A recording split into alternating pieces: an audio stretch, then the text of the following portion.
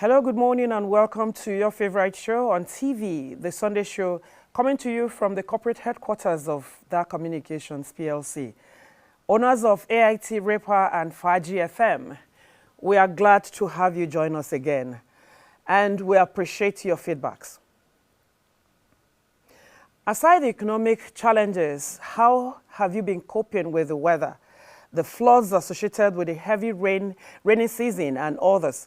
We hope you are taking adequate safety measures to at least stay alive and well. For those who lost valuables and loved ones due to flooding, we commiserate with you and pray that help comes your way in good time, not only to cushion the effects of the losses, but to prevent a reoccurrence of the disaster. Today we shall be addressing the health challenges of the women folk. You will agree with me that the female folk have a long list of potential health challenges as they grow from one stage of life to another, especially in the country where health services is not affordable to many. That is why it is imperative to take precautionary measures when necessary and seek early solution when the need arises. Most importantly, there is the need for every woman to understand the challenges. A renowned gynecologist and a life coach will be joining us not only to address these challenges, but help us find ways to avoid them. Before I introduce him, let us go on this short break and observe what major issues were during the week in the news.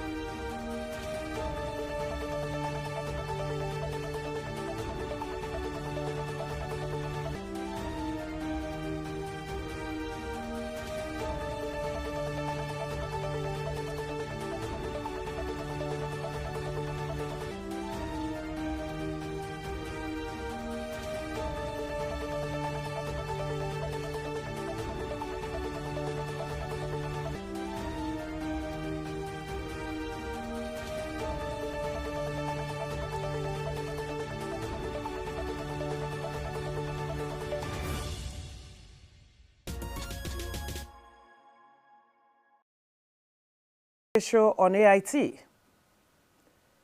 From premenstrual syndrome to reproductive health, postnatal depression, urinary fibroid, breast cancer, cervical, or a host of others, the women folk appear to be the endangered species. For instance, statistics indicate that breast cancer encounters accounts, I beg your pardon, for 18.6% deaths, while cervical cancer is responsible for 16.8% of total deaths related to cancer in Nigeria. The figures are simply frightening, but like they say, when the going gets tough, the tough gets going. Please take a seat, relax, and pay attention, as always, while I welcome Dr. Philip Ikpe, Chief Consultant Obstetrician Gynecologist, an advanced fertility expert.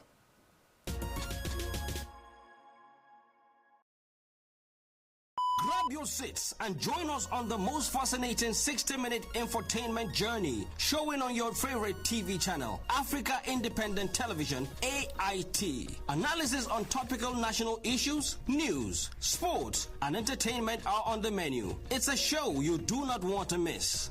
It is The Sunday Show.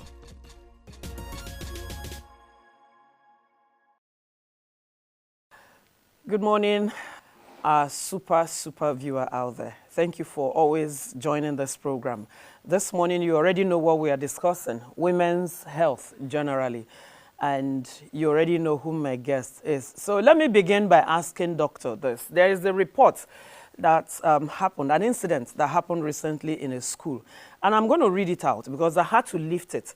It says, a disturbing incident recently occurred in a secondary school that calls for the urgent attention of parents and society at large. A female student of SS2 committed an offense that led to her teacher to discipline her. During the process, her blood was dripping from, unexpectedly dripping from her arm. She was taken to the principal's office where she was asked to remove her skirt. To everyone's shock, it was discovered that the bleeding came from an implant device logged under her arm. The implant, medically known as contraceptive device, is designed to prevent pregnancy during sexual intercourse. Once inserted, it can remain in the body for up to 3 years. Upon questioning, the student confessed that she was not the only one carrying this device. A school widely investigated revealed that at least 40% of the female students were found with similar implants. This raises a very critical concern. What does a girl under the age of 17 have with such a device? First question, doctor, how did the secondary school student gain access to it? And what is the role of medical practitioners in inserting such device in minors? Over to you, Dr. Philip Ikpe. You're welcome once again. Too many questions, too many things we need to discuss. We'll begin from here, from the very young people, before we go to the proper women. Thank you very much. Actually, that is a very interesting topic to discuss, or interesting situation to talk about. Yes, first, a female student, age 17. Yes. The question is there any law that bars when a female should give consent to sex? But she's is a there minor. any law? I'm coming. Okay. So if a minor have sex with another minor, how would the situation be? Is it that they will go to court, and then maybe who are they going to persecute? Is it the male minor or the female minor? We know these are issues we have to look at. You see, it's easier when we say, oh, somebody maybe above 18 who is no longer a minor now went to have sex with a lady or a girl who is a minor. That is where there is an issue, because yes, you can persecute the adult for taking advantage of the minor. So, however, we also know that despite the fact that she's a minor, quite a lot of girls in this country, maybe more like above the age of 14, have already started intercourse. And they are capable of getting pregnant. Perhaps it is the fear of pregnancy. They are now looking for a way to prevent that pregnancy. One of the, you have various ways of preventing pregnancies that are called contraceptive devices. Condom, the popular condom is one of them. You have the male and the female condom. You have injectables where you inject the person probably every 2 months or every 3 months. Even you have pills, oral contraceptive pills, where they have to take every day, every day, every day. And of course, this one that was discovered, the implants, there is one that is 1, and there's another one that is 2, that is put under the arm. These are contraceptive devices that you use or methods that you use to prevent pregnancy. So, well, if you look at it, if a young girl of 14 or 15 is already having sex with another individual, be a minor or an adult, she is at the risk of getting pregnant. And she's in school, perhaps secondary school. So she was trying to prevent pregnancy. Just like we advise use condom to prevent disease and pregnancy. So in my own view, she's not totally out of order to take up a contraceptive device that is convenient for her. That is one fact. The second view is that it would have been better she's cancelled for abstinence. That is not the function of the doctor. That is a function of her parents, her caregivers, her school. Of course, if she comes in contact with a doctor, the doctor can also cancel them on abstinence. And that is why some of these schools should invite health personnel, nurses, doctors to come and give them health education, especially on sexual and reproductive health. So I think it's a case of trying to prevent pregnancy.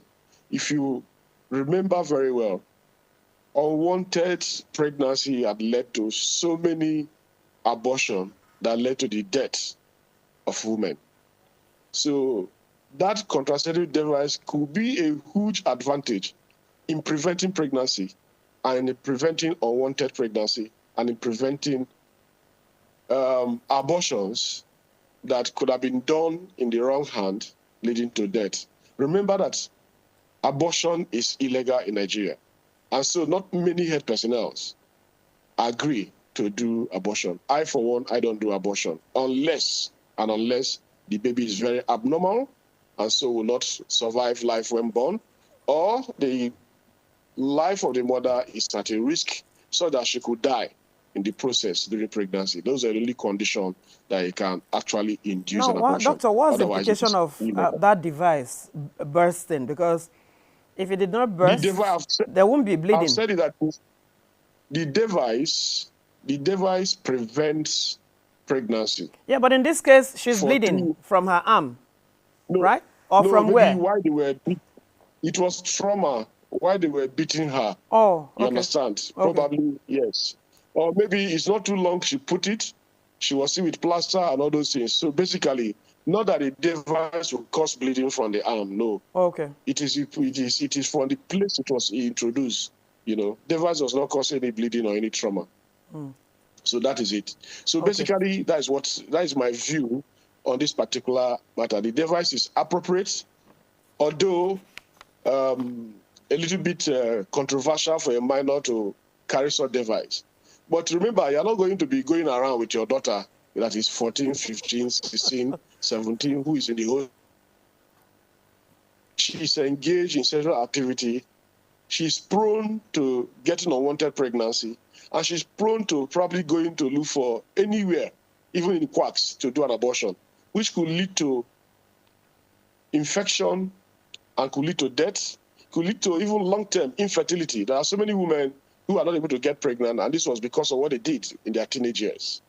So I think we shouldn't condemn it totally. It's just that we only say, take up contraception if you cannot hold back sex. That's my view. I'm not encouraging minors. I'm not encouraging minors to engage in sex. Okay. I'm not encouraging sex outside marriage. But we know that it happens, and we must find solution to this situation. And that is why, even in schools, you distribute condoms. If you distribute condoms in schools, then you can also allow this device. The patient has a right to choose what she wants. Should I give such person condom? Yes, if she asks. If her parents agree and sign consent, you can also insert such device Yeah, but most and of the any times other it's contraceptive. definitely not going to be with the concept of the parents, most of the time. Yes, you are very correct. Most of the time, they appears. So a girl can say, look, I can't get pregnant. What? My parents help me. I have to put a device under my arm. Okay. So seriously, oh, where is the place? Can I go to the place? That's how it spreads. And it's not even a doctor that puts the device. You have family planning nurses that put that device. They're all in our hospitals. It's very easy to put, and it is easy to apply. It doesn't take any strong procedure. It's done within 1 minute, and the person goes home. Okay, I'm coming to the And clinic to get my own inserted. I cannot have a fertility expert and I have any so issue. All right, let's now go to for women 3 years, proper. the person may not get pregnant. The success rate of that device is over 99%. Oh, wow. Thank you. Coming from you. Yeah. Yes, now let us go to talk about women properly. You are a fertility expert, a very senior one at that. And it's been very Thank challenging. you. Women go through all kinds of health challenges from cancer, cervical, breast cancer, and all that. And in most cases, we cannot really lay our hands on what exactly are the causes of these cancers here and there. And of course, fertility issues as well. So now, let us first of all talk about the cervical cancers. What should women avoid? What should they not do to, prevention, they say, is better than cure. If at all there is anything like that in the case of cervical. Thank you very much. It's actually a good question. Cervical cancer has been so much researched on, and there are solutions to prevent somebody from getting cervical cancer. To some extent, we may even begin to state that cervical cancer is more or less a sexually transmitted cancer to some extent, because the organism that causes it is transmitted sexually, and that is human papilloma virus 16 and 18.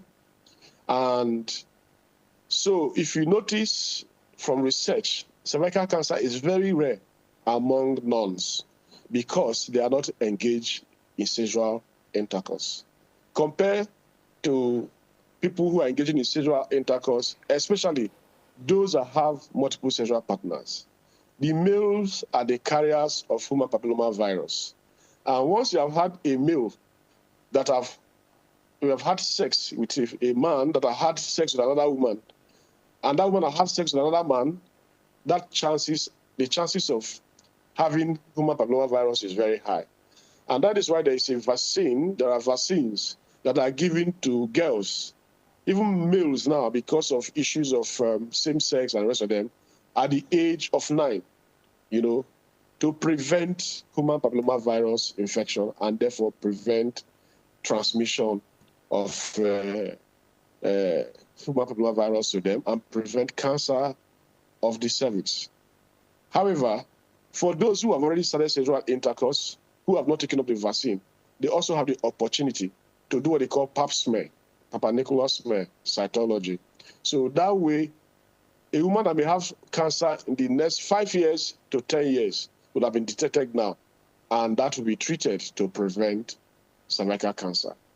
The actual cause is human papilloma virus for cervical cancer. Is there any relationship with breast cancer? So I think that is near that. Is there any relationship with breast cancer in terms of spreading whatever? No, not necessarily. Somebody that has cervical cancer cannot say, it's going to spread breast cancer or something to another person. No. Okay. However, when the cancer has gotten to an advanced stage, it can go to any organ.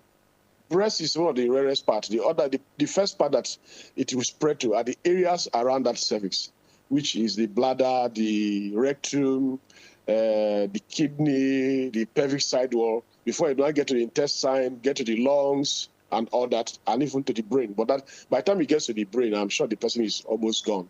That is very, very advanced. You understand? So that is the only relationship.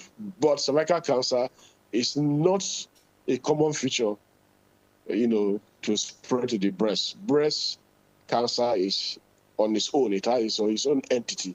Rather, breast cancer is primarily now spreading to other organs. Thank you. No, what exactly is the government doing in terms of having centers where women go to seek help? You are a government employed. Well, I think we cannot hold just government responsible. We also have to hold individuals responsible. Because even among the most educated, that all who are very much aware of cervical cancer, very much aware of vaccines to prevent cervical cancer, very much aware of tests to do to prevent cervical cancer, they are not going. They have all this in the facilities, in all the government hospitals. It is up to the individuals. Government have sometimes sponsor awareness campaign. Individuals, groups have even tried to take a cohort and give mass vaccination to prevent this. These are the effort of government. But we have a poor attitude towards health-seeking behavior.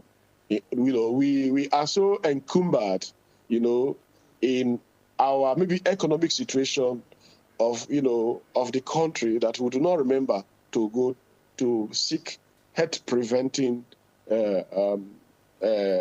behavior. So basically, that is how I put it. The uptake is very poor. At the same time, government is also not making it free, because that is what government should do. The insurance, though, covers it, but how many people are covered in insurance in this country? It's still less than 5%.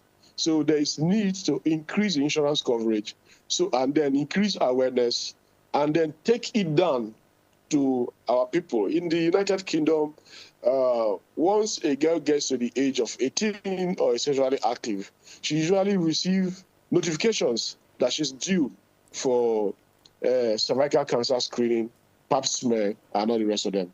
Thank you. Yeah, but most of the time we always say, God forbid, it's not my portion. But all the same, doctor, Yes, what are the initial signs of cervical cancer? Well, yes. First of all, if you did not screen, the initial sign is when you have, after intercourse is over, you can see some drops of blood. That is the first initial sign. Others are discovered accidentally, maybe when you go to the hospital, they're checking the cervix for something else. You realize that cervix doesn't look good. But most of the time, the first sign is usually what they call post-coital bleeding. After intercourse, there is some blood. So that should make the person to go to the hospital for check, especially to see a gynecologist to check, to be sure that that bleeding is not due to the fact that there's already a cervical cancer on the cervix. That is the first sign. Okay. As it progresses, other signs begin to come, like profuse vaginal discharge, offensive one, foul-smelling discharge, pains around the pelvis region, Then patient begin to also lose weight, and then the blood level begin to drop, and any parts of the body that the cancer spreads to will also be affected. Like there could be constipation if it affects the rectum. There could be bleeding during stooling if it affects the rectum. Even the bladder, there could also be bladder issues like bleeding from the bladder while urinating, and painful urination. All these are parts, and parcel of the symptoms and signs of cervical cancer. Where are the centers for those who are watching us this morning? Because a lot of us women, most of us don't even care about our health. The moment you wake up in the morning, you just get dressed, provided you're looking good from the outside. Like myself, I try as much as possible to keep myself in check in all of this by being a voluntary blood donor. I'm well known at MBTS. So a lot of us don't really bother so much about our health. Just wake up in the morning, now kick and start, we're going. So in a situation like this, where are the centers where women should go do these checks? Apart from National Hospital in Abuja, I'm not sure I know any other hospital in this same city where... all the public hospitals, they Okay. have access to screening for cervical cancer in all the public hospitals. Okay. Asokoro General District Hospital, Betama District Hospital, Wuse District Hospital, Gwarimpa General Hospital, Kuba General Hospital, National Hospital, FMC Jabi, and even many of the private hospitals have that capacity to screen for cervical cancer. It does that to take the vaccine, it is quite expensive. That is where the problem is. And to that is manage why it we also have to quite go to the expensive. government centers for the vaccine. Yes. You can be on queue for weeks Yes. or months if care is not taken. It's all right. Now, Doctor, Yeah, you are... recently, government made provision of free vaccine for human papillomavirus, at least for almost over thousands, over hundreds of thousands. They did that. They did a campaign. They went around and gave to people. Trust me, some of our people resisted it. They called it, it could cause infertility. It could cause that. They are trying to introduce, make sure, they're trying to reduce the African population, all sorts of conspiracy theories and propagandas, for a good effort. Thank you. You are a fertility expert. Talk to me about IVF in 2 minutes. Yeah. Oh, thank you very much. Well, of course, infertility is inability of a couple to achieve sexual intercourse despite regular, adequate, unprotected sexual intercourse of over 3 times a week for a period of 1 year. So if a couple are married or they're cohabiting together and they wish to have children and are not able to have children, after about 1 year of this regular intercourse, they should seek the help of a gynecologist to investigate and find out why is this woman not getting pregnant, so that they can be treated at that preliminary levels. However, there are scenarios that are very difficult to treat when the tubes are blocked and when the sperm is very poor. These 2 scenarios will require IVF. There are other scenarios, but these are the 2 most common scenarios. There are also other scenarios where you have tried and done all your treatment, but you are not getting results. You have to do IVF. IVF means in vitro fertilization.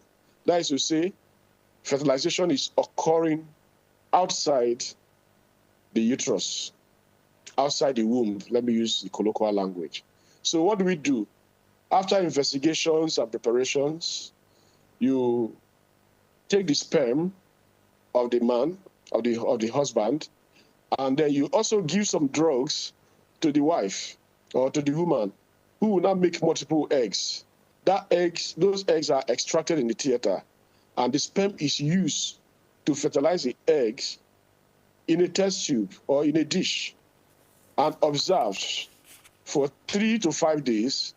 After that, it is transferred back to the womb, and in 2 weeks, you do a pregnancy test.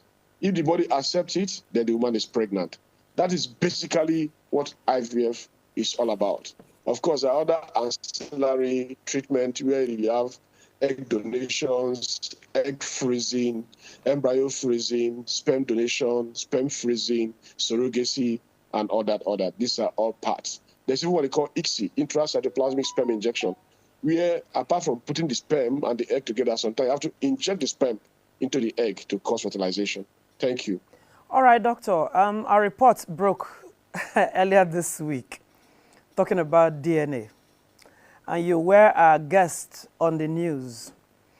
A report says 4 tests, 1 returns negative. Can a situation like this, when it has to do with IVF, is there a possibility that somebody can... We know that some hospitals, some nurses could be careless. Somebody's baby is switched for someone else. Is it possible to have a DNA issue when it has to do with IVF? Is it possible? Yes, it's not impossible, but it is very rare, very, very rare, because there are checks and balances in the laboratory that prevent you using someone's sperm to fertilize another person's egg. You understand? it hardly occurs, but it does once in a while on rare occasion. Remember too, I hope you also understand that if the man does not have sperm, he may seek sperm donation. And when he seeks sperm donation, which is like sperm from another person, which is used to fertilize the egg of the wife, the baby is not going to have the same DNA with the father. Oh, wow. Those are accepted scenarios. The same way a woman maybe elderly, maybe up to 46, 47 years, or rather above 40. And remember that above 40, fertility drops about 10%. So such persons may also use egg donation. And so if you also screen the baby that came out from that pregnancy with the mother, they may not have the same DNA. So these are all scenarios that are acceptable. However, occasionally, very rarely, there could be a situation where maybe when you are doing too many cases at the same time, if you are not careful, it is possible, but very rare, infinitesimally rare, to use the sperm of another husband probably to fertilize another egg, but very, very rare. That could be some level of carelessness. Very, very rare, you know. But it's never deliberate. It shouldn't be deliberate. It should not be deliberate, but it is rare. And whenever there is such dispute, I think yes, it can be psychologically traumatic. It can be, you know, very demoralizing, but it should be sorted out. But if it's intentional, then it is criminal. I want you to touch on that report that broke this week before we go. We have just 1.5 minutes left. That report that broke this week says that out of every 4 tests, there is one that comes out negative. That is also a very small number. You know why? It is those that have problem that went to do that test. So out of probably over 1 million deliveries, it's very few that had problems and had maybe suspicions, and then they went to carry out this test, and they found out that out of 4, it is only 1. So if you are going to consider the general population, you know, of people that deliver, you'll be surprised that it may be 1 out of 1 million, 1 out of 2 million. So I think that result is overhyped because it will make it appear as if, all the women that are delivering are going on cheating spree, sleeping with other men and carrying babies of other men to their home. It's not true. Because if you have to screen the general population, let's assume now that you want to get the true figure. Every woman that delivered, let the babies be screened. You'll be surprised that it's a very, very few number that we say that's going to come out negative compared to the number that is positive. It may be 1 is to 10,000 or 1 is to 50,000. Thank you very much. Thank you so much, Doctor. Thank you for making our time to talk to us this Sunday morning. I appreciate it. Thank you. Do have a wonderful week ahead. I'm grateful. Thank you. Thank you for the opportunity. All right. God bless. Bye. Okay. Sunday show continues in a moment. Don't go anywhere.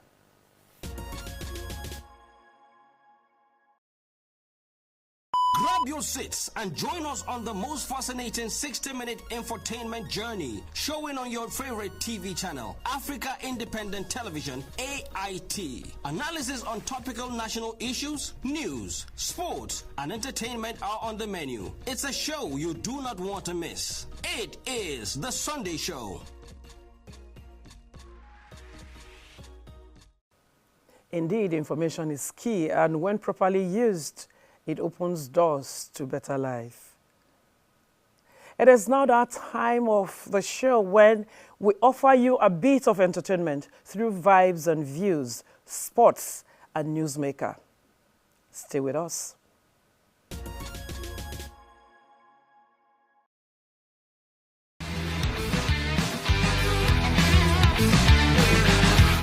Hello and welcome to the Vibes and Views segment on the Sunday show.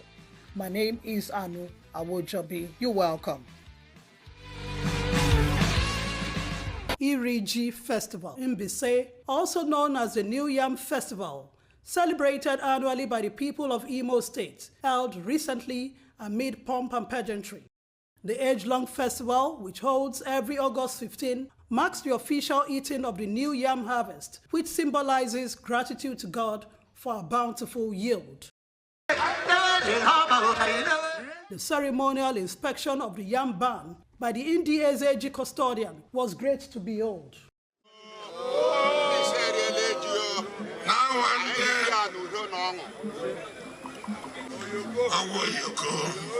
Imo State Governor Hope Uzodima, who was represented by the Deputy Governor Chinyere Ekomaru, lauded the people of Imbise for preserving their cultural heritage. Once we get together like this every year to share the meal of the new yam, it will bring us luck, it will bring us prosperity, it will make sure that we start a new thing in our life.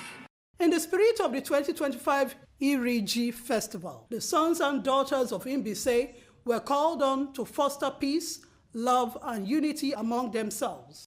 We're happy that the harvest is bountiful, and so we come to thank God, and we are therefore celebrating it, and we have eaten our first yam. Having eaten this first yam, any business son or daughter, child, anywhere can now begin to eat yam. That is significant. Before today, no son or daughter of Imbise could have eaten the new yam. Now we have started to eat the new yam, and our prayers is that God will grant us bountiful harvest next year and years to come. It's supposed to be a beginning of the year. Oji omelali Igbo mara Mbaise. Mbaise riche ji taa, oji asi Igbo eriele ji, ndị ọzọ ebiro ga-eriwe ji ke ndewo. We regarded rice, yam as the king of crops. So every year, 15th of August, we come to thank God for giving us bountiful harvest. Government should set up price control boards. This price control boards states prices of commodities that are produced, what they are to be sold, how they are to be sold, and who are to sell them. The Iriji Festival, beyond its cultural significance, serves as a unifying practice for the three local government areas of Imbise, Abo Imbise, Ehiazu Imbise, Ezineite Imbise. And that's my package for you on the Vibes and Views segment on the Sunday show. My name is Anu Awojabi. Many thanks for watching.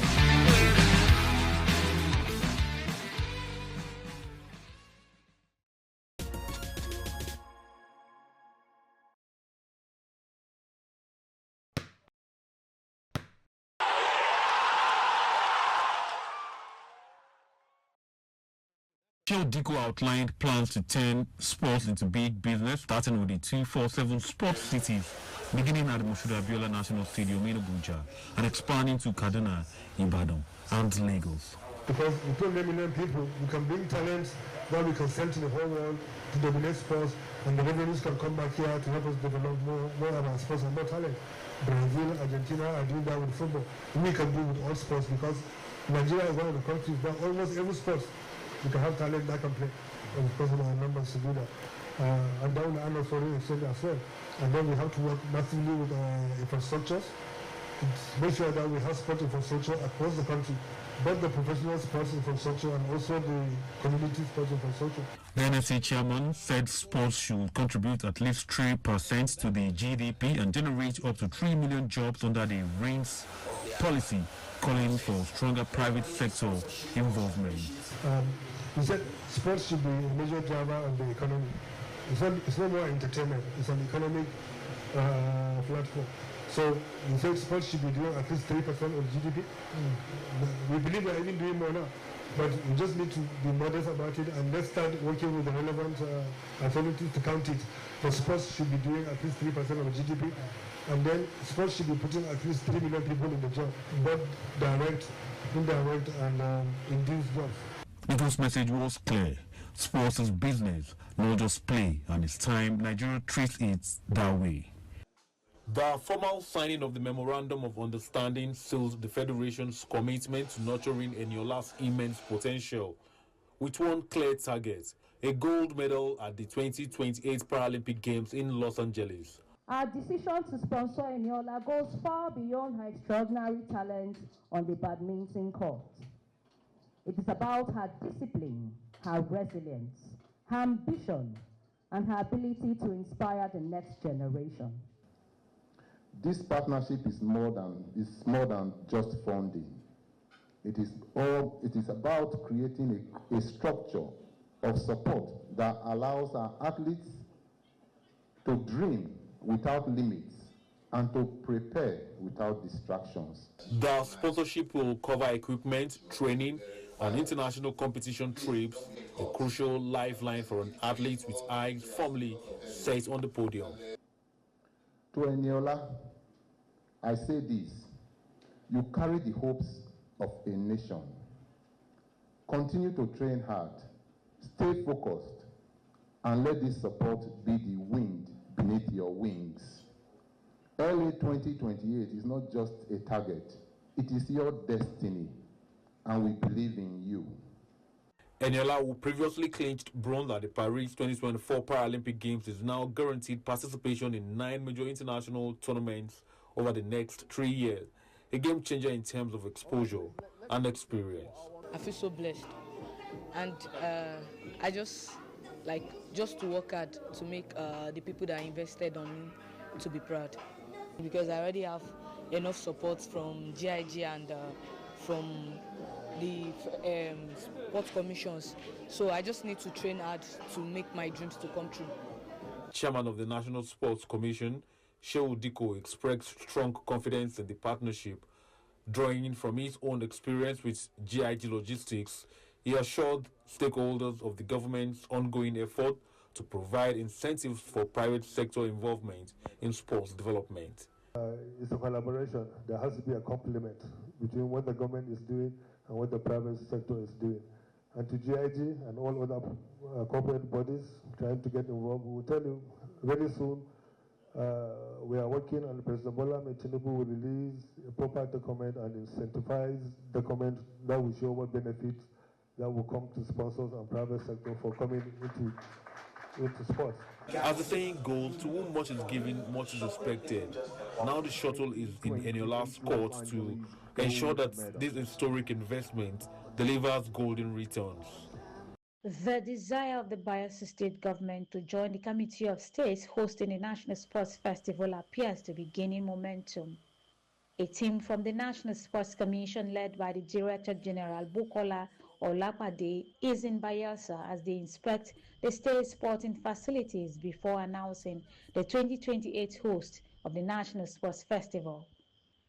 The facilities, which include security infrastructure, wrestling gyms, table tennis halls, and medical facilities, as well as the ongoing ultra-modern stadium, the NSCDG applauds the state's sports potentials. We decided also that by September this year, we must announce to the world the successful bids for both 2028 and 2030. That's why we're here today. Bayelsa State presented an amazing bid. Your Excellency, part of the things that we must look at before we give out the hosting rights is for a team of thoroughbred technocrats to be put together to, in a very finicky way, check all your facilities, from medical to your roads, to the security, to the welcome ambience, and of course the sporting facilities. So for us, in hosting the National Sports Festival, we are very prepared about that. The only issue we had was the issues of facilities, which we are squarely addressing today. And hopefully, by 2027-2028, Bayelsa will have the rights to host Nigeria for the very first time in the history of Bayelsa State. It is hoped that given the state's antecedents in sports, Bayelsa State will top the list of states to host the 2028 Sports Festival.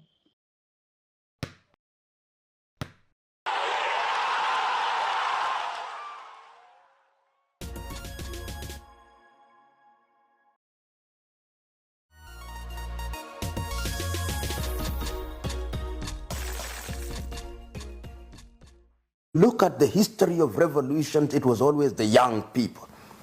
As early as 1908 in Turkey, it is the young people who came up to rise up against the dictatorial regime. We remember even during the Bolshevik Revolution, it was the young people. We remember during the civil rights movement led by Martin Luther King Jr. and Ralph Abernathy, among others, it was young people. In 1968 in France, when there was a problem, initially in 1958 and 1968, it was young people. We remember in Tiananmen Square, it was young people. We remember in Korea in 1908, it was the young people. In South Africa, in the Sharpeville massacre in 1969, it was the young people. In Soweto in 1976, it was the young people. In the Arab world, it's the young people. But our young people in Africa today are imprisoned by Arsenal and Manchester United and Barcelona and Real Madrid, and our young girls are imprisoned by cheap South American soap operas and Beyonce and all. How can that be? How can a continent be so accursed that our young people have no sense of our history, no sense of our presence, no sense of our future? No wonder the Chinese are conquering us by the day. And we are wondering. John F. Kennedy said in 1960, a society whose young men and women are in a constant state of slumber will never realize our potential.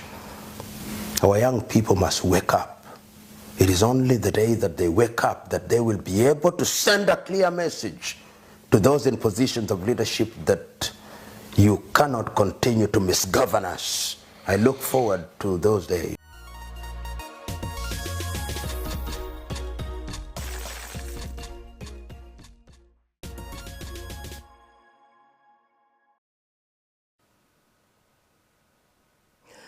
With the Newsmaker segment, we are drawing the curtain on the show today, and I ask you to join us same time next week on this same channel, your channel of choice. Don't forget to keep in touch with us through our social media platforms. Please treat others the way you would love to be treated. On behalf of the production team and everyone working behind the scenes, have a fruitful week ahead. Goodbye now.